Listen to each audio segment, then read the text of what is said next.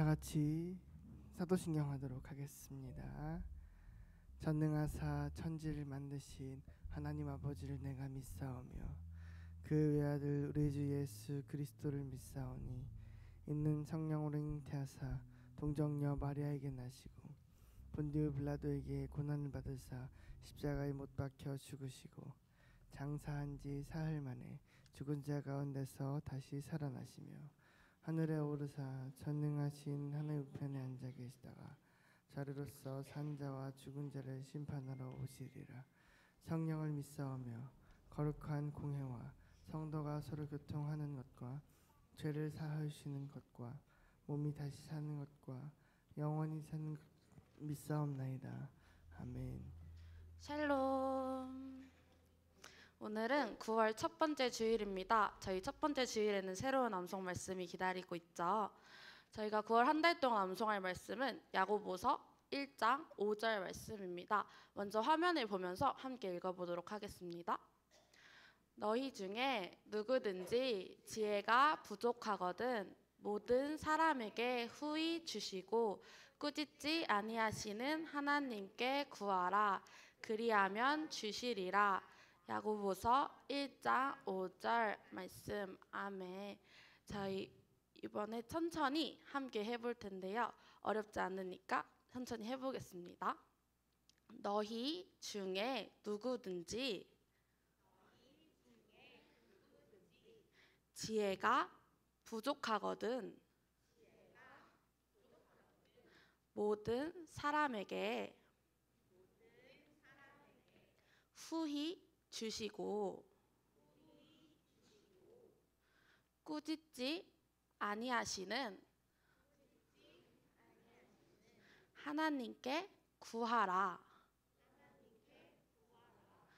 그리하면 주시리라. 야고보서 1장 5절. 음원에 맞춰서 해볼 텐데요. 조금 빠르실 수 있지만 반복되는 동작 기억하면서 함께 암송하도록 하겠습니다.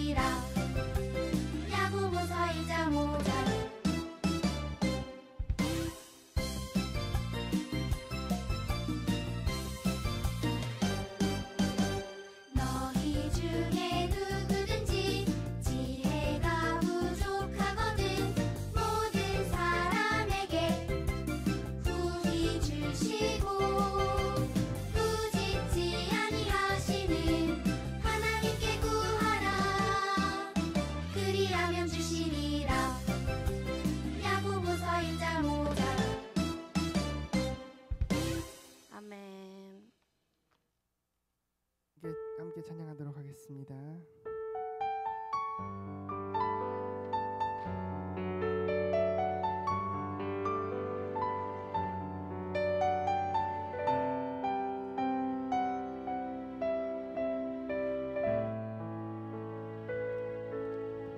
하나님이 원하시는 예배는 나의 몸을 산제사로 드리는 것, 내 몸을 쳐 순종함으로 거룩하고 받으실 만한 산제사로 드리는 것, 하나님이 찾으시는 예배는 상하고 통회하는 나의 마음, 가난한 마음으로 나아가 회개하며 그의 합당한 참된 열매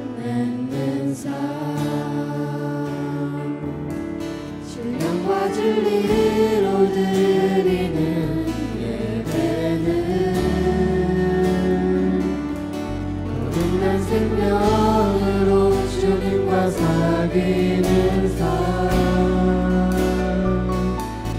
주님을 바라가고 내 모든 것을 다하며 믿음으로 주님과 함께 걷는 것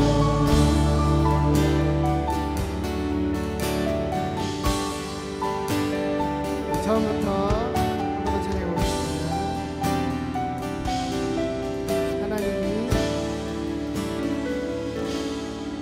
하나님이 원하시는 예배는 나의 몸을 산제사로 드리는 것 내 몸을 저 순종함으로 거룩하고 받으실 만한 산제사로 드리는 것 하나님이 찾으시는 예배는 상하고 통회하는 나의 마음 가난한 마음으로 나아가 회개하며 그의 합당한 참된 연애 맺는 신령과 진리로 드리는 예배는 거듭난 생명으로 주님과 사귀는 삶 주님을 따라가고 내 모든 것을 다하며 믿음으로 주님과 함께 신령과 진리로 신령과 진리로 드리는 예배는 거듭난 생명으로 주님과 사귀는 삶 주님을 바라가고 내 모든 것을 다하며 믿음으로 주님과 함께 걷는 것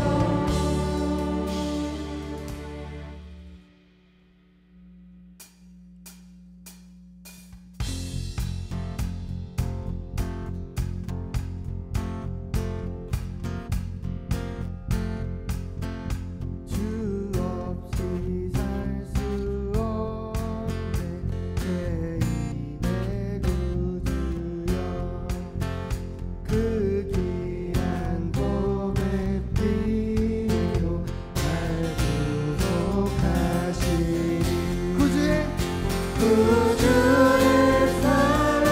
사랑으로 흘리신 보혈이 내 소망 나의 위로 내 영광입니다 주 없이 살 수 없네 나 혼자 못 서리 힘없고 부족하며 지혜도 없도다 내 주는 나의 생명 또 나의 힘이라 주님을 의지하여 지혜를 얻으니 주 없이 살 수 없네 내 주는 하신다 내 영의 깊은 간구 나의 내 소원은 주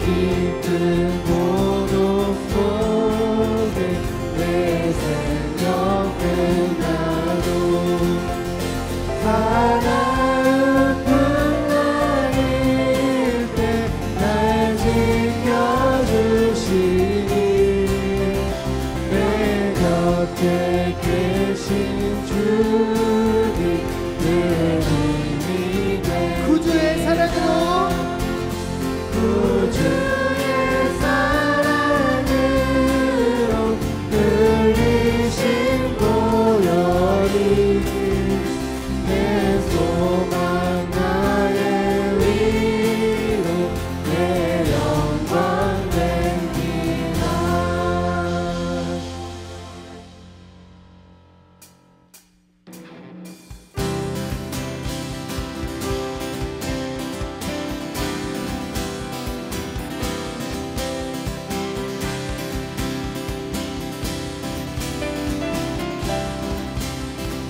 주님 어찌 어찌 날 생각하시는지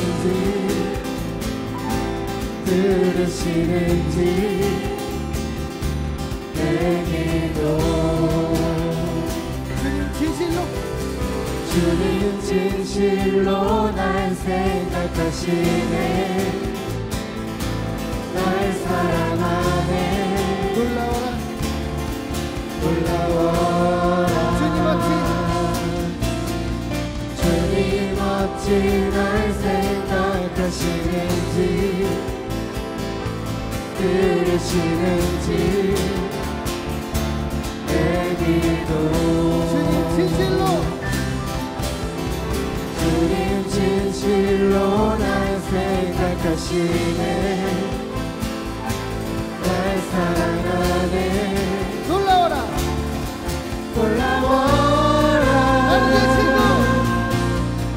나는 주의 친구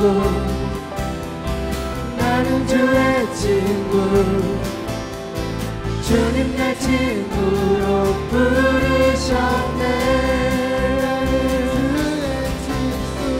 나는 주의 친구 나는 주의 친구 주님 내 친구로 부르셨네 처음부터 주님 어찌 날 생각하시는지 들으시는지 내 기도 주님 진실로 날 생각하시네 날 사랑하네 놀라워라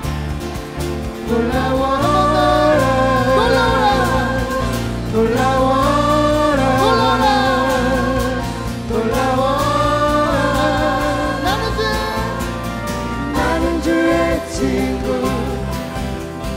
나는 주의 친구 주님 내 친구로 부르셨네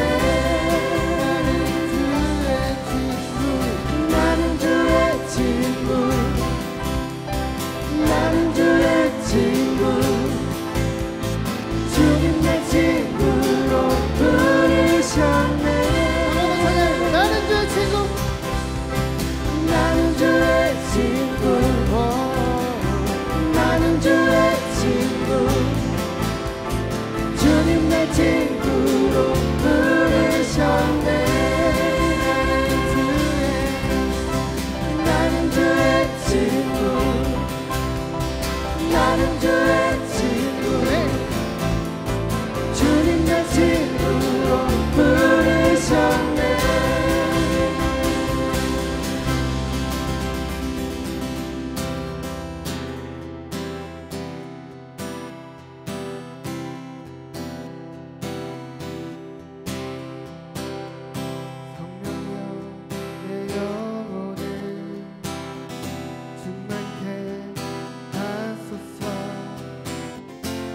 속에 강물이 넘쳐나게 성령이여 내 영혼을 충만케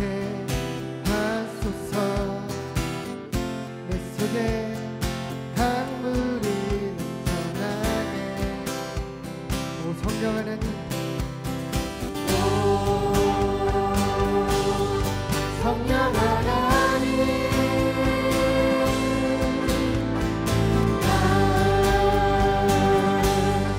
다시 새롭게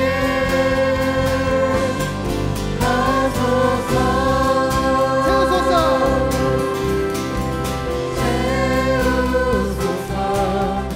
내 영혼이 세상 유혹 다 이기고 다시 주를 닮아가도록 채우소서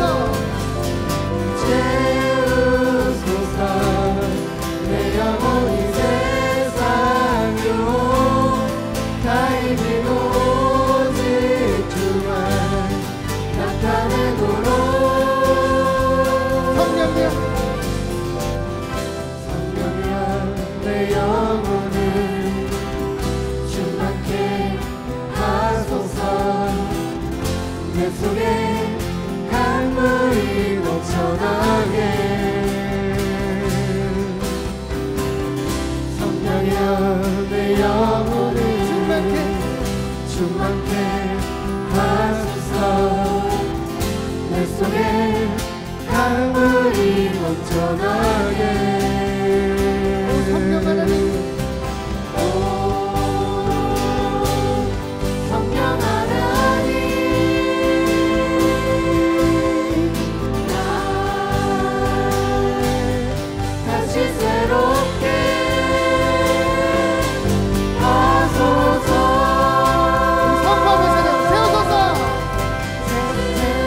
세우소서 내 영혼이 세상 유혹 다 이기고 다시 주를 닮아가도록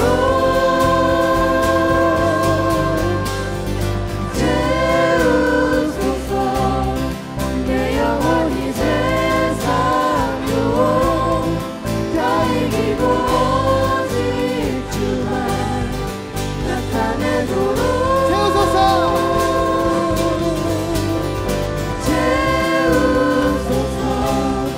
내 영혼이 세상 유혹 다 이기고 다시 주를 닮아가도록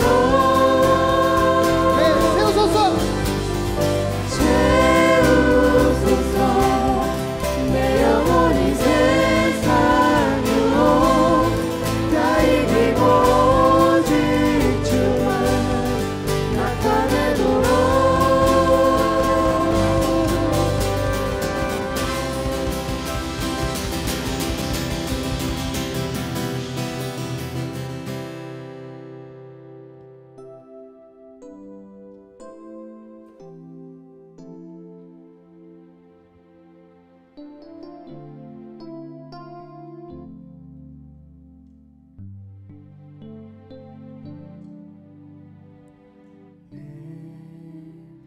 안에 가장 귀한 것 예수를 아니라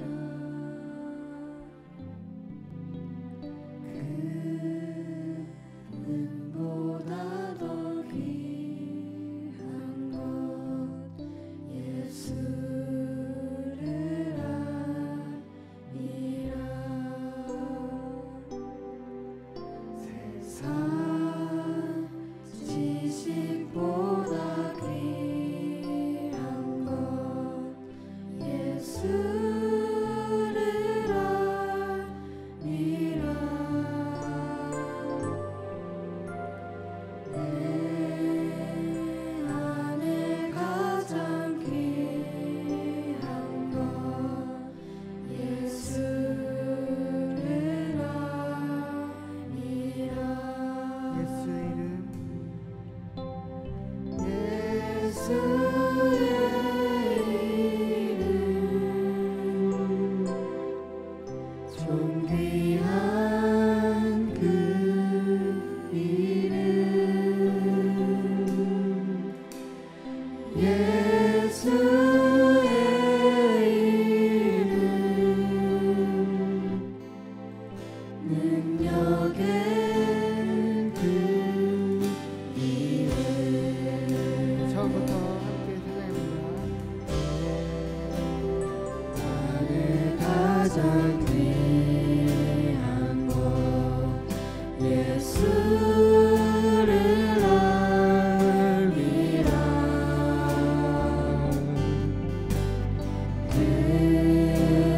금보다 더 귀한 것 예수를 알미라. 세상 지식보다 지식보다 귀한 것 예수를 알미라.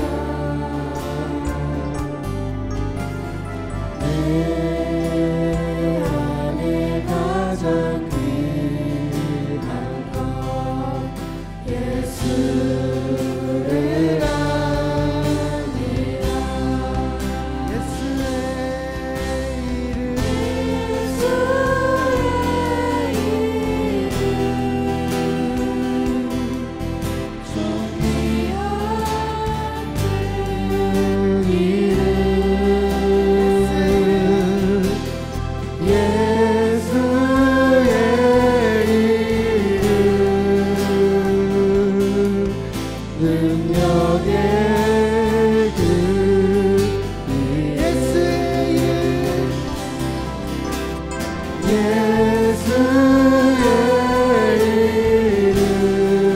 예수의 이름 존귀한 그 이름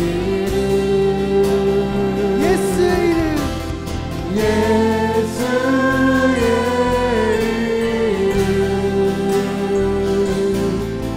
능력의 그 우리 마음을 담아서 한 번 더 찬양해봅니다. 예수의 이름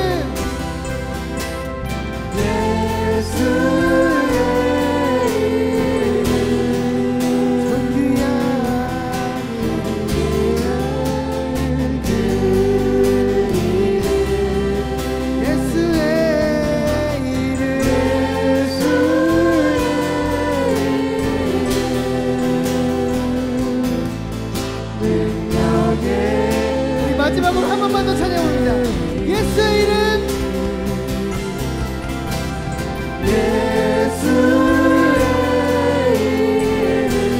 존귀한 그 이름 존귀한 그 이름 예수의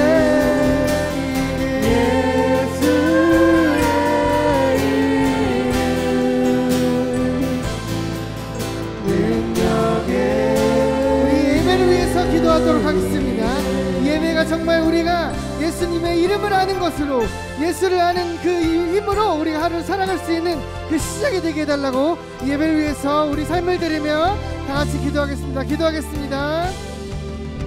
주님, 나의 힘 되신 주님, 나의 모든 것 되신 주님의 이름을 찬양합니다. 예수의 이름, 능력의 그 이름이 내 삶에 정말 능력이 되게 하여 주시옵소서. 능력이 되게 하여 주시옵소서. 그래서 내 삶에 예수를 아는 것이 가장 힘이 되게 주님 인도하여 주시옵소서. 나를 사용하여 주시옵소서. 사랑과 은혜가 풍성하신 하나님 아버지, 거룩한 주일 예배 자리에 나와 예배를 드리고 찬양하게 하시면 감사드립니다. 한 주 동안 살아오면서 하나님 말씀보다 제 마음과 욕심대로 살았던 순간들이 많았음을 고백합니다. 기도하지 못하고 마음대로 살지 못한 죄를 이 시간 회개하오니 용서해 주세요. 특별히 교회에 몸이 아프시고 연약한 성도님들 위해 기도합니다. 하나님께서 이들을 기억해 주시고 회복의 은혜와 위로를 허락해 주세요. 그 곁을 지키는 가족들에게도 지치지 않는 힘과 평안을 주시기 간절히 기도합니다. 하나님, 우리 교회를 세워주시고 지난 50년 동안 사랑으로 보살펴 주신 은혜에 감사드립니다. 다가오는 교회 설립 50주년 예배에도 함께 해 주셔서 모든 준비 과정과 예배 순간들이 오직 하나님께만 영광되게 해주세요. 준비하는 모든 손길 위에도 크신 은혜를 내려주세요. 오늘 말씀 전하시는 담임 목사님들 성령 충만하게 하시고 목양 사역을 감당하실 때에 지혜와 건강을 더하여 주셔서 하나님의 양을 더욱 더 잘 돌보게 해주세요. 목사님의 가정에도 평안과 은혜를 가득 채워주시기를 기도합니다. 하나님, 저희들이 세상의 유혹 속에서도 믿음을 잃지 않고 하나님 말씀에 순종하는 삶을 살게 해주세요. 어디서든 빛과 소금 역할을 감당하여 작은 일에도 감사하고 서로 사랑하는 하나님 자녀로 자라나게 해주세요. 모든 말씀을 감사드리며 살아계신 예수님 이름으로 기도드립니다. 아멘.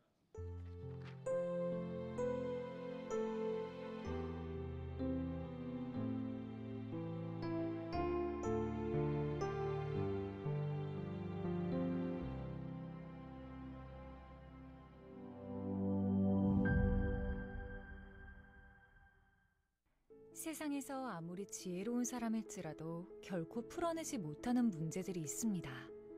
예를 들어 세계 7대 불가사의 중 하나인 이집트의 피라미드는 당대 기술로는 설명하기 어렵습니다. 그 규모와 정교함은 예술적으로도 뛰어나고 종교적 의미와 상징성은 상상을 초월합니다. 사람들은 그것이 어떻게 지어졌는지 아직도 밝혀내지 못했습니다. 반면 하나님은 모든 것을 아시는 지혜로우신 분이십니다. 다니엘은 하나님의 지혜로우심을 깊이 아는 사람이었습니다. 그는 느부갓네살 왕이 꾼 꿈을 하나님의 지혜로 해석했습니다. 이것은 다니엘이 스스로 뛰어나서가 아니었습니다. 지혜와 능력은 하나님께 있으며 하나님이 그 지혜를 다니엘에게 공급해 주셨기 때문입니다. 그러나 바벨론의 지혜자들은 자기 자신의 지혜를 의지했고 결국 왕의 꿈을 해석하지 못했습니다. 지혜란 상황을 바르게 이해하고 판단하는 능력입니다. 하나님은 지혜로 세상을 창조하셨으며 자신의 백성을 구원하시는 방법을 알고 계십니다.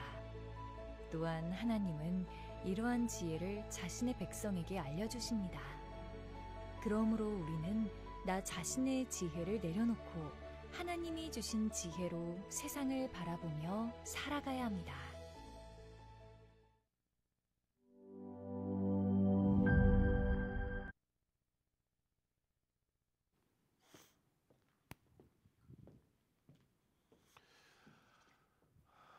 다니엘 2장 20절로 24절까지 말씀 우리 한 목소리로 함께 봉독하겠습니다. 다니엘이 말하여 이르되 영원부터 영원까지 하나님의 이름을 찬송할 것은 지혜와 능력이 그에게 있음이로다. 그는 때와 계절을 바꾸시며 왕들을 패하시고 왕들을 세우시며 지혜자에게 지혜를 주시고 총명한 자에게 지식을 주시는도다. 그는 깊고 은밀한 일을 나타내시고 어두운 데에 있는 것을 아시며 또 빛이 그와 함께 있도다. 나의 조상들의 하나님이여, 주께서 이제 내게 지혜와 능력을 주시고 우리가 주께 구한 것을 내게 알게 하셨사오니 내가 주께 감사하고 주를 찬양하나이다. 곧 주께서 왕의 그 일을 내게 보이셨나이다 하니라. 이에 다니엘은 왕이 바벨론 지혜자들을 죽이라 명령한 아리옥에게로 가서 그에게 이같이 이르되 바벨론 지혜자들을 죽이지 말고 나를 왕의 앞으로 인도하라. 그리하면 내가 그 해석을 왕께 알려드리리라 하니. 아멘. 주님으로 환영합니다. 오늘 여러분과 함께 지혜, 하나님의 뜻을 알고 순종하는 삶의 태도라는 제목으로 함께 말씀을 나누려고 합니다. 오늘도 우리를 사랑하심으로 우리를 용납하시고 찾으시고 또 기다리시는 하나님의 은혜로 오늘 우리가 예배드린다는 사실을 기억할 때 오직 하나님께만 영광 돌리는 그런 거룩한 예배 되기를 소망합니다. 오늘은 하나님의 공유적 속성 가운데 하나님의 지혜로우심을 닮은 성품인 지혜에 대해서 말씀을 나누려고 하는데요. 여러분은 지혜하면 어떤 것이 생각이 나나요? 어느 날 한 작은 도시에서 운전을 하는 운전기사분이 있었습니다. 늘 한결같이 그에게 주어진 노선, 같은 시간에 사람들을 태우고 성실하게 일하는 그런 버스 기사분이었는데요. 오늘 한 승객이 버스를 탑니다. 그런데 문제는 뭐가 문제가 있었는지, 개인적으로 어떤 억울한 일이 있었는지 잘 모르겠는데 버스에 타가지고는 막 소란을 피우면서 사람들을 힘들게 만듭니다. 사람들이 조금은 참아주다가 아니 나도 지금 출근해야 되고 바빠 죽겠는데 누군가가 와서 그렇게 소란을 피우니까 이제는 참지 못하고 그 사람을 향해 손가락질을 하고 욕을 하며 가만히 좀 있으세요, 앉으세요 라고 말하기 시작했습니다. 자, 이제 분위기가 험악해집니다. 그런데 그때 운전기사, 이 버스의 책임을 핸들을 쥐고 있는 그 운전기사가 어떻게 해야 할까 생각을 하다가 손님에게 이렇게 얘기합니다. 손님, 혹시 어떤 사정이 있다면 저에게 말씀을 해주세요. 그리고 오늘은 그냥 타셔도 좋습니다. 제가 책임지겠습니다. 순간 버스 안이 조용해졌습니다. 난리가 났던 그 버스 기사분 한마디에 모든 상황이 종료가 일단락이 된 겁니다. 막 화를 내던 그 승객도 이제는 자기 스스로가 부끄러워졌는지 조용히 가서 자리에 앉았습니다. 여러분, 이 상황의 이야기를 들으면서 어떤 생각이 듭니까? 그래, 역시 목소리 큰 사람이 이기는 거야. 화를 먼저 내야 선빵을 날려야 이길 수 있어. 뭐 이런 생각이 드시나요? 아니면 이런 생각은 들지 않습니까? 아니, 버스기사 아저씨 저렇게 행동을 하면 어떻게 하시지? 여러분, 사실 승객들이 잘못한 게 없고 그 한 사람 당연히 버스비를 내고 조용히 버스를 타고 공동이 함께 쓰는 것인데 그렇게 하지 않고 막 신경질을 내고 성질을 내고 막 그런 사람에 대해서 저렇게 대우를 해줘 버리면 나도 다음에는 돈 내는 대신 성질을 내고 타야겠구만, 이런 생각이 혹시 들지는 않습니까? 아니, 그걸 떠나서 아니 버스기사 아저씨이 저렇게 얘기를 해버리면 그러면 아저씨 좀 앉으세요 라고 소리를 지른 나는 뭐가 되는 거예요? 무식한 사람인가? 좀 사랑이 너무 없었던 건가? 아니, 잘못은 그 사람이 했는데 묘한 감정이, 다양한 감정이 얼마든지 생길 수 있다라는 거지요. 그런데 그날 이후로 이 성질을 내고 혼란을 만들었던 이 승객이 결국은 이 사람도 이 버스를 늘 타야 되는 사람인 거예요. 탈 때마다 자기가 부끄러운 거예요. 탈 때마다 기사 아저씨한테 할 말이 없는 거예요. 열심히, 당연한 거지만 열심히 요금을 내고 그렇게 버스를 타는 사람이 되었습니다. 사실 그 버스를 타는 사람들은 늘 탈 거 아니에요? 그러면 버스 기사도, 소리를 지른 사람도, 그리고 그 사람을 향해 꾸짖었던 손님들도 사실은 자주 만날 수밖에 없는 사람일 겁니다. 그들 가운데 한 사람이 이렇게 얘기합니다. 그날 기사님의 말 한마디가 우리를 모두 부끄럽게 했습니다. 그건 단순한 똑똑함이 아니라 상황을 꿰뚫어보고 바른 선택을 한 지혜였습니다. 여러분, 이 사건은 우리에게 중요한 것을 좀 알려줍니다. 지혜는 단순한 지식이나 재치나 어떤 그런 것이 아닙니다. 그러나 상황을 이해하고 하나님의 마음으로 반응하는 태도라는 겁니다. 똑똑하고 잘난 사람은 문제를 지적합니다. 그렇죠, 잘못한 거죠. 그러나 지혜로운 사람은 문제를 지적하기보다는 그 문제 속에서 무엇을 해야 할까 바른 방향을 인도하는 사람입니다. 오늘 본문에 등장하는 다니엘이 그런 사람이었습니다. 그는 위기의 순간에 하나님 앞에 무릎을 꿇고 하나님의 지혜를 구했습니다.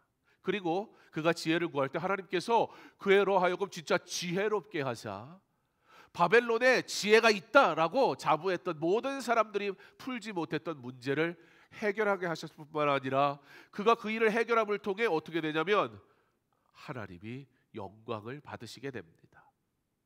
지혜라는 말 히브리어로 호크마라고 하는데요, 호크마라는 이 단어는 구약 성경에 매우 중요한 개념입니다.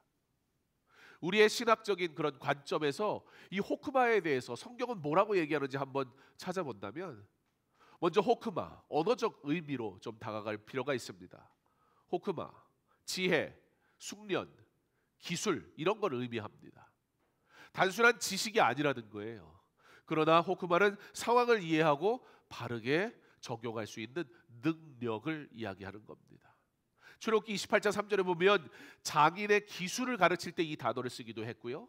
잠언서에서는 하나님을 경외하는 삶의 태도를 이야기할 때 이 단어를 사용하기도 합니다. 두 번째, 성경의 맥락, 성경의 전체적인 의미에서 호크마를 보면 사실 이 호크마, 지혜는 하나님으로부터 오는 선물입니다. 잠언 2장 6절에 여호와는 지혜를 주시며 그렇게 말씀을 하세요. 즉 지혜는 인간이 숙달해서 얻어내는 무엇이 아니에요. 열심히 공부하면 생겨나는 지식을 의미하는 것이 아닙니다. 그러나 지혜는 인간이 성취하는 것이 아니라 하나님이 은혜로 주시는 선물입니다. 여러분, 지혜가 뭐라고요? 하나님이 은혜로 주시는 선물. 그러므로 지혜는 하나님의 절대 주권 아래 있습니다. 인간의 이성이나 철학적 추론이나 그런 것이 아니라 하나님의 말씀, 계시의 말씀을 통해 우리에게 주어지는 것입니다. 그러므로 참된 지혜는 어디에서 발견할 수 있습니까? 바로 성경입니다. 칼빈은 기독교 강요에서 지식을 단순한 정보가 아닌 하나님을 아는 지식과 자신을 아는 지식으로 설명을 합니다.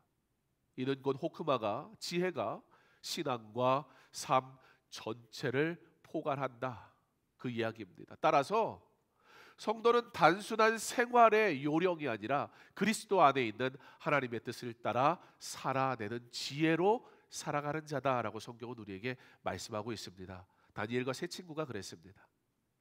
바벨론의 포로로 끌려갔습니다. 상황은 어떠니까? 지금 버스 안에 난동을 피고 있는 승객이 있는 정도의 분위기가 아니에요. 나라가 망해버리고 바벨론에 의해 포로로 끌려간 전도 유망한 청년들이, 다니엘과 세 친구도 똑똑했던 것 같아요. 그런데 그 똑똑함이 포로가 되었을 때 아무 의미가 없었어요. 그런데 그곳에서 그들이 변하지 않는 것이 있었습니다. 한 가지, 하나님 나와 함께 하신다. 나는 하나님의 은혜를 입고 사는 사람이다. 우리의 삶에 문제가 얼마든지 있을 수 있습니다. 그런데 우리는 그 문제를 바라보면서 상황을 바라보니까 당연히 상황은 문제죠. 그런데 우리 가운데 문제가 있는데 다니엘과 세 친구는 문제 속에서 상황을 바라본 게 아니라 문제 속에서 하나님을 바라봤습니다. 그랬더니 상황이 문제가 아니더라는 거예요. 여러분, 우리 하나님이 나에게 좋은 환경을 주세요, 나에게 좋은 길을 주세요, 나에게도 좋은 대학 가게 해주세요, 기타 등등 여러 가지 하나님 앞에 구하는 것이 있지만 그것은 사실 세상 사람들이 구하는 것입니다. 세상 사람들은 먹을 것과 입을 것을 구하지만 우리는 하나님을 구합니다. 먼저 그의 나라와 그의 의를 구하라 말씀하십니다. 이게 지혜라는 거예요. 그들이 하나님께 은혜와 자비를 입게 되니까, 바벨론에도 똑똑한 사람들이 있었어요. 성경에 그들을 지혜자라 그렇게 설명을 하고 있어요. 그러나 그들의 지혜는 하나님으로부터 온 것이 아니기에 그들이 해결할 수 없는 문제들이 이 땅에 수두룩했단 말입니다. 그러나 다니엘과 세 친구만이 유일하게 똑똑했기 때문에 문제를 해결한 것이 아니라 그들은 상황을 바라본 것이 아니라 하나님을 바라볼 때 하나님은 그 상황이, 문제의 상황이 은혜의 상황으로 바뀌게 하는 지혜를 그들에게 주셨다라는 겁니다. 자, 어떤 문제였냐? 어느 날 당시에 바벨론 왕이 누구냐? 느부갓네살 왕이었습니다. 무서운 꿈을 꾸고 번민에 막 빠졌습니다. 아무도 그 꿈을 알아내지 못하고 해석하지 못했습니다. 여러분, 이 느부갓네살 왕이라는 사람이요, 대단한 왕이었고요, 대단한 힘을 가지고 있는 왕이었어요. 느부갓네살 왕이요, 결혼을 했을까요? 안 했을까요? 당연히 했죠. 저 다른 나라에 살고 있는 아름다운 공주가 느부갓네살의 왕의 아내로 오게 됐습니다. 이 아내를 얼마나 사랑했는지 이 아내를 위해서 좋은 걸 주고 싶었어요. 여러분, 미국 사람들은 프로포즈를 할 때 우리나라 사람들은 잘 안 하잖아요, 그죠? 했어요? 여기 배신자가 또 있군요. 그래서 안 했어요 그래요. 제가 살아남는데. 어쨌든 미국 사람들은 프로포즈를 할 때 어떻게 프로포즈를 하래요? 이렇게 해요, 이렇게? 그랬군요. 우리 정은총 성도님이 결혼할 때 제가 시켜가지고 이렇게 반지를 줬는데 그 마음 변치 않았죠? 예, 아내를 위해 뭐든지 할 수 있잖아요, 그죠? 예, 그래요. 뭐든지 해달라 그래요. 느부갓네살 왕이 아내를 위해서 막 무엇을 해줄까? 그러다가 느부갓네살이 지금은 이제 흔적밖에 안 남아 있는데 그 터가 있어요.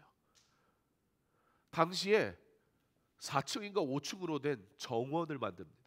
여러분, 정원을 만든다는 것은 꽃 나무를 키워야 되는데 그러면 물이 위로 올라가야 되잖아요. 요즘 같아야 한일 펌프 뭐 이런 거에서 푹푹 해가지고 물을 올리면 되지만 그 당시에는 그런 실력이 있을 리가 만무할 것 같은데 물기를 위로 올리는 특별한 수로를 만들어 가지고 그 위에서 밑에 있는 물을 끌어올려서 위에서부터 사람들이 그 정원을 거닐 수 있게. 근데 그 정원을 누구를 위해서 만들었다고요? 아내를 위해서. 요즘 대통령이 그랬다가 큰일 납니다. 큰일 납니다, 진짜. 그런데 무슨 얘기를 하고 싶은 거냐면 그런 당시의 과학기술로는 사실 상상할 수 없는 그런 정원을 만들 정도라는 얘기는 그 왕이 얼마나 큰 권세를 갖고 있는 왕이었는지를 단적으로 잘 보여주는 예이라는 거예요. 그 느부갓네살 왕이 꿈을 꿨는데 아유, 꿈 좀 꾸지 말지. 여하튼 저기 높은 사람들은 좀 꿈도 꾸면 안 되고, 담임 목사님이 자꾸 다른 교회 갔다 와가지고 좋은 거 보고 오면 누가 힘들어요? 부목사님들한테 가가지고 와, 나 좋은 거 봤는데 이거 우리가 하자고 막 이러면 우리 목사님 다른 교회 절대 못 가게 해야지 뭐 이런 생각이 들 거 아니에요. 자, 느부갓네살 왕이 왜 꿈을 꿔? 그냥 푹 자지. 꿈을 꿨는데 그 꿈 때문에 지금 되는 게 하나도 없는 거예요. 마음이 번밀하고 힘들고 어려운 거예요. 그래서 야, 이 꿈이 무슨 뜻인지 좀 해석해. 쥐가 꿔놓고 왜 나한테 해석하래? 이러면 모가지 댕강인 거예요. 그러니까 온 나라가 난리가 난 거예요. 야, 이거 어떡하냐, 해석해야 되는데 막 그러고 있는데 이 지혜자라고 말하는 사람들이 해석할 방법이 없는 거예요. 어떻게 해석을 합니까? 근데 이게 나라 문제가 되는 거예요. 그때 다니엘의 사람의 지식으로 해결할 수 없는 이 문제 어떻게 할까? 하나님 앞에 기도합니다. 하나님의 지혜를 의지합니다. 다니엘서 2장 19절에 이 은밀한 것이 밤의 환상으로 다니엘에게 나타나 보이매 다니엘이 하늘에 계신 하나님을 찬송하니라. 다니엘은 알았습니다. 하나님은 깊고 은밀한 것을 아시는 분이라는 것을, 하나님은 때와 계절을 주관하시는 분이라는 것을, 하나님은 역사를 다스리시는 지혜자라는 것임을, 사람의 지식으로 사람의 것으로 알 수 없는 그것을 아시는 이가 있는데 누구인가? 바로 하나님이시다라는 것이었습니다. 그래서 다니엘은 그 지혜를 힘입어 왕 앞에 가서 꿈을 해석하게 됩니다. 여러분, 다니엘이 나중에 높은 사람이 되잖아요. 근데요, 성경에 보면 바벨론에 4명의 왕이 있는 것처럼 등장하지만 사실 그거는 그 중에 일부 왕을 등장시킨 거지, 바벨론 시대의 왕은 4명 이상, 7명 이상 되는 것 같아요, 역사적으로 보면. 그런데 중요한 게 뭐냐면 그 높은 권세를 가진, 야, 나 꿈 꿨어, 해석해, 그러면 온 나라가 들썩들썩할 정도로 대단한 권세를 가졌던 왕은 영원하지가 않아요. 하나님이 그 왕자에서 내리시면 끝장나는 거예요. 그런데 다니엘은 계속 총리로 있습니다. 심지어 다니엘이 뒤로 물러섰다가 다시 찾아서 또 가. 우리가 지혜롭다고 생각하는 것으로 살아가면 그래야 성공할 것 같고, 그래서 이 세상이 말하는 것을 우리가 성취하고 싶고 우리도 그거 소유하고 싶은 마음이 있는 거 맞는데, 그러나 하나님의 영광을 위해 부름받은 성도의 삶은 그런 것을 구하며 사는 것이 아니에요. 그러나 하나님의 영광을 위해 하나님이 나를 어떻게 쓰실까를, 상황을 보는 것이 아니라 하나님을 보는 사람에게는 그 상황을 하나님께서 뒤집어 엎으시더라는 것입니다. 본문 22절은 이렇게 고백합니다. 그는 깊고 은밀한 것을 나타내시고 어두운 데 있는 것을 아시며 또 빛이 그와 함께 있도다. 사람은 내일 일을 알지 못합니다. 그러나 우리 하나님은 우리의 삶을 주관하십니다. 여기서 더 중요한 것은, 근데 그 하나님이 어떤 분이시냐? 역사의 주관자 되시고 모든 것을 아시는 하나님께서 뭐라고 우리에게 말씀하시느냐? 야고보서 1장 5절에 보면 너희 중에 누구든지 지혜가 부족하거든 모든 사람에게 후히 주시고 꾸짖지 아니하는, 우리 했잖아요, 그렇죠? 지금 율동했잖아요. 한번 다시 한번 할까요? 이번에 너무 빨라가지고 저를 몸치라가지고 잘 안 되는데. 너희 중에 누구든지 지혜가 부족하거든. 모든 사람에게 후히 주시고, 다니엘은 이걸 한 거예요. 모든 사람에게 후히 주시고. 우리 하나님은 전능하신 하나님, 그러니까 저 멀리 있고 나하고 상관없고 나 같은 사람은 감히 갈 수 없는 존재가 아니라 그 능력이 많으신 하나님께서 나의 하나님이 되시는데 어떻게 하시냐면 내가 구하는 바를 후히 주시는, 어떻게 꾸짖지 않으시고 그 하나님 앞에 구해라, 그리하면 주시리라. 다니엘이 이걸 알았던 거예요. 우리는 이걸 뭐라고 하냐면 지혜라고 하는 거예요. 지혜는 나의 능력을 얘기하는 것이 아니라 그 지혜의 주인 되시는 하나님을 아는 것, 그게 바로 우리가 가진 지혜라는 것입니다. 우리가 부족함을 인정하고 겸손히 하나님 앞에 구할 때 하나님은 우리에게 지혜를 주신다는 말입니다. 이와 같이 지혜는 지식의 모습을 가진 듯하나, 그래서 우리가 지혜를 자꾸 지식처럼 얻어내려고 하고 성취하려고 하고 뭔가 내가 수고해서 만들어내려고 하지만, 사실 여러분, 지혜는 성경은 우리에게 뭐라고 얘기하냐면 똑똑함이 아니라 하나님의 성품을 닮아가는 삶의 태도. 지혜는 성품입니다.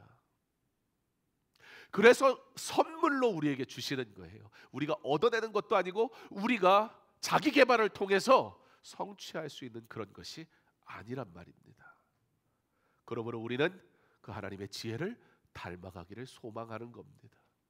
그래서 지혜의 방향은 하나님께 맞춰져 있는 거예요. 계속 반복적으로 얘기하지만 우리는 상황에 우리의 시선을 두지만 성도는 어떻게 해요? 하나님께 시선을 두는 거예요. 그리고 그 상황을 하나님이 일하심을 보는 거예요. 어떠한 문제 속에 있습니까? 어떠한 기도 제목이 있습니까? 눈을 들어 하나님을 바라보는 은혜가 있길 간절히 소망합니다. 그 문제가 나의 지식으로 해결되는 것이 아니라 하나님을 바라보는 그 지혜로운 성도의 삶에 후히 주시는 하나님의 은혜가 그 상황을 해결하고도 남게 하실 줄 믿습니다. 그리고 하나님은 결국 선을 이루십니다. 고린도전서 1장 24절은 예수 그리스도를 하나님의 지혜와 능력이라 그렇게 말씀합니다.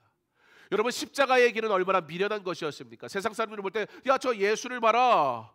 아니, 사람들도 알아요. 예수님이 오병이어의 기적을 나타냈고 과부의 죽은 아들을 살리신 것도 사람들은 봤어요. 본 사람도 있고 들은 사람도 많았어요. 예수님이 어떤 능력을 가지고 계시는지 무리를 걸으셨고 예수님께서 어떠한 분이셨는지 분명히 사람들은 알고 있었어요. 그런데 나 같으면 예수와 같은 능력이 있으면 왕좌에 올라서 떵떵거리면서 야, 내 말 들어. 사람들은 그래야 말 듣잖아요. 돈 있고 권력 있고 힘 세고. 그런데 예수라는 이 바보 같은 사람은 지금 어딜 가고 있어요? 십자가. 지금은 십자가가 우리에게 은혜지만, 그러나 여러분, 그 당시에 십자가는 죄인 중에 죄인이 당하는 끔찍한 형벌이었습니다. 십자가 처형을 당한다는 건 인간 말종이다, 그런 뜻이었다고요. 그런데 그 십자가를 가는 예수 그리스도 바보 아니야? 십자가의 길은 세상 사람들에게는 미련해 보였습니다. 그러나 여기에 차이가 있는 거예요. 우리가 말하는 지혜는 딱 그 수준이란 말이에요. 그러나 하나님의 지혜는 이 십자가의 길을 통해 온 인류를, 저와 여러분을 구원하셨습니다. 그러므로 그리스도를 따르는 삶이 곧 지혜로운 삶이라는 겁니다. 운전대를 잡았던 그 버스 운전기사, 그 운전기사가 그 사람이라고 아니 손님 이게 뭐 하는 짓입니까? 라고 말하고 싶지 않았을까요? 그 운전기사가 손님이 하는 행동이 그럴 수도 있지, 뭐 성인군자여서 그랬던 건가요? 아니에요. 그에게는 책임이라는 것이 있었습니다. 여러분들에게 들려줬던 이 이야기에서 가장 중요한 단어, 책임이라는 단어가 나왔었어요. 손님, 무슨 일이 있으신 건가요? 저에게 말씀해 주세요. 그리고 오늘 버스비를 내지 않으셔도 됩니다. 오늘 이 버스비는 제가 책임지겠습니다 라고 말했어요. 운전기사도 왜 화가 나지 않았겠어요? 운전기사도 왜 옳은 거를 모르겠어요? 그러나 운전기사는 옳은 이야기를 하기보단 옳은 삶을 살기를 선택했습니다. 왜냐하면 그는 핸들을 붙잡은 사람이었기 때문이에요. 손님들은 남이었어요. 그러므로 이건 잘못이지, 문제를 지적하는 것에 끝났어요. 그건 아무것도 해결하지 않아요.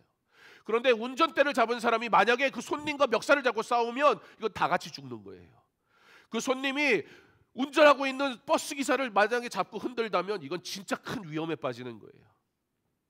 그래서 버스 기사는 선택합니다. 무엇이 옳으냐, 무엇이 바르냐 이기 전에 그 사람의 아픔을 자기의 아픔으로 가져오기로 합니다. 손님의 문제가 무엇인지 모르겠지만 오늘 손님의 아픔의 문제를 내가 묻지 않고 당신이 해야 될 일을 내가 책임지겠습니다. 책임을 가져올 때 문제가 해결이 됐습니다. 이게 리더의 자세고 이게 지혜로운 사람의 삶입니다. 인간의 지혜로는 언제나 한계가 있습니다. 그러나 하나님의 지혜는 모든 상황을 다스리시고 우리의 길을 밝히 보이십니다. 본문처럼 다니엘이 하나님의 지혜를 구했을 때 문제를 해결하는 것을 넘어 오히려 하나님의 영광을 위한 길이 열립니다. 느부갓네살 왕이 하나님과 함께 하시는 다니엘을 보면서 단순히 문제를 해결하는 다니엘을 보는 게 아니라 오히려 다니엘의 하나님을 찬양하게 됩니다. 너의 하나님은 특별하구나. 이것이 바로 지혜를 가진 성도가 살아가는 방법입니다.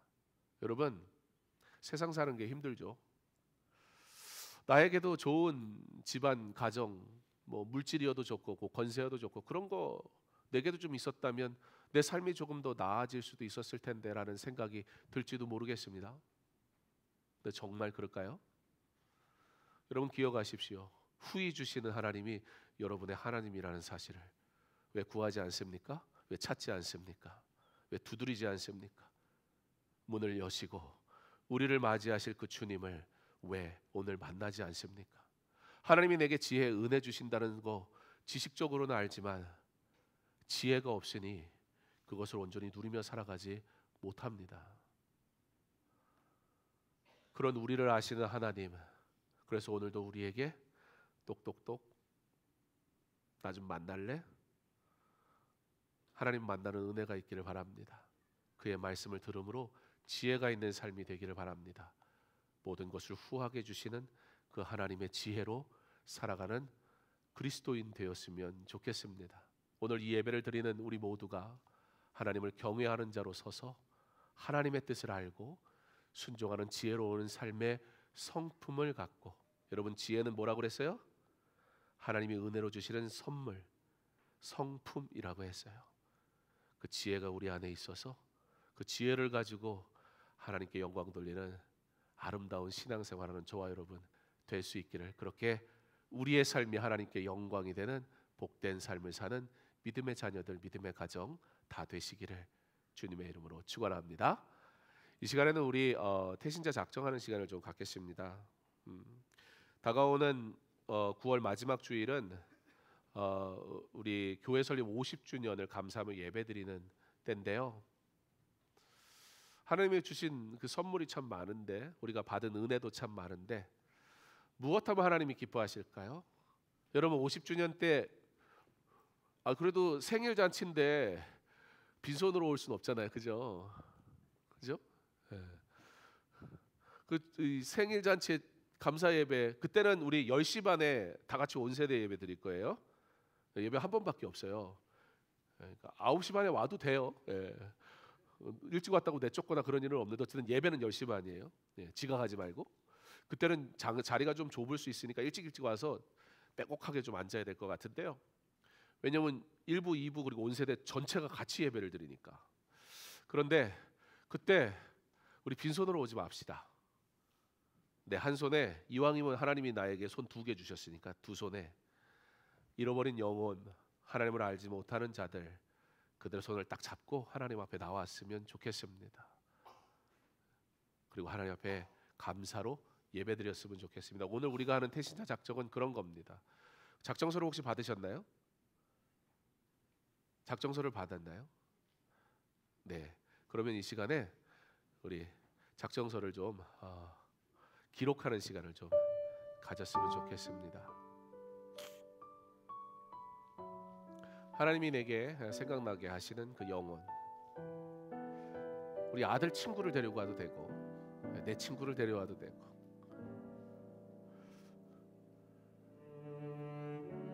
아마 여기서 제일 전도를 잘할 수 있는 사람이 있다면 아마 정욱이지 않을까 생각이 들어요. 왜냐면 예수 안 믿는 친구가 너무 많거든요. 제가 대학을 총신대학교를 나왔는데 총신대학교는 전부 예수 믿는 사람만 가는 학교거든요. 그러니까 예수 안 믿는 친구를 만나기가 참 어렵더라고요. 하나님이 우리에게 만나게 하시는 영혼들이 있습니다. 하나님이 구원하기 원하셨어요. 아예 그냥 남편 삼아 결혼하기도 그것도 좋은 방법이에요. 근데 한 명으로 끝나면 안 되겠죠. 뭐 아이를 낳는 것도 방법이긴 한데 그럴 거면 최소한 5명은 낳든지. 이 시간 우리 태신자 작정하면서 하나님이 원하시는 기뻐하시는 일 50주년을 감사하면서 우리가 하나님 앞에 영원히 하나님 앞에 돌아오는 귀한 일에 참여하기를 소망하는 마음으로 작정하는 시간 갖도록 하겠습니다. 여러분의 친구들에게 우리 함께 모든 지혜의 근본이 되시는 하나님을 믿고 그가 주시는 지혜로 말미암아 함께 살아가자 믿음에 권면할 수 있는 시간 우리에게 허락하시기를.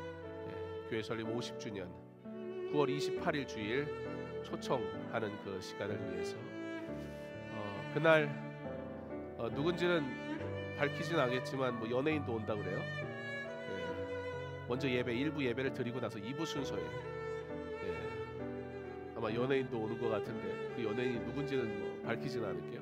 그날 와서 보시고 뭐 연예인이 오는 게 중요한 건 아니고 그분도 예수를 믿는 사람이고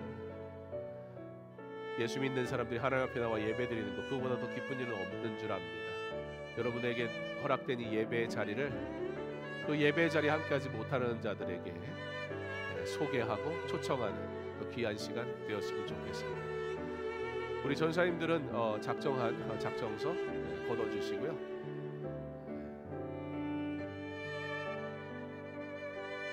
이 시간 작정서 거둘 때에 우리 내 삶을 깨뜨립니다 함께 찬양하면서 작정서와 함께 준비한 예물 하나님 앞에 드리도록 하겠습니다.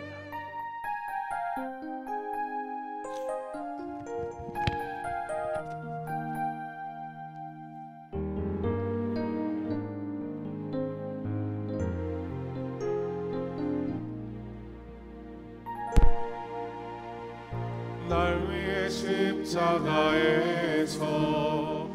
깨뜨리신 사랑 오늘도 그 사랑 안에 나 거합니다. 주님의 생명 내 안에 있고 주님의 사랑 날 강권하니 나 오늘도 주께 내 삶을 깨뜨립니다.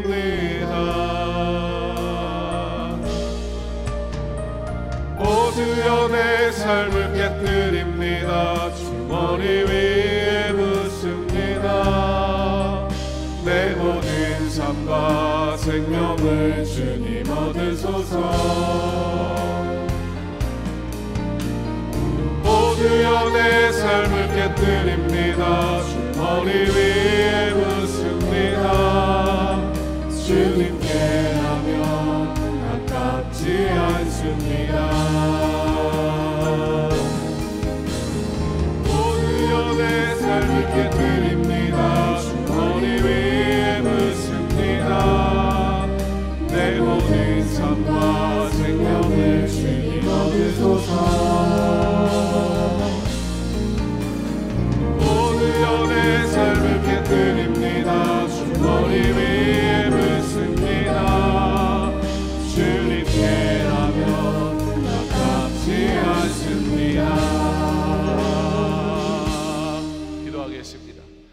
이제는 우리 주 예수 그리스도의 은혜와 하나님의 사랑과 성령의 교통하심이 지혜 우리의 실력으로 우리의 노력으로 얻어내는 것이 아닌 하나님이 은혜로 허락하신 선물,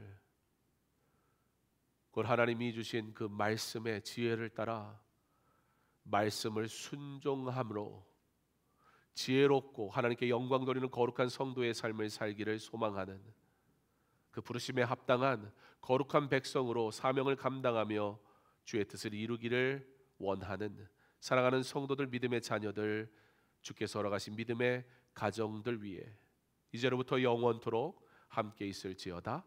아멘.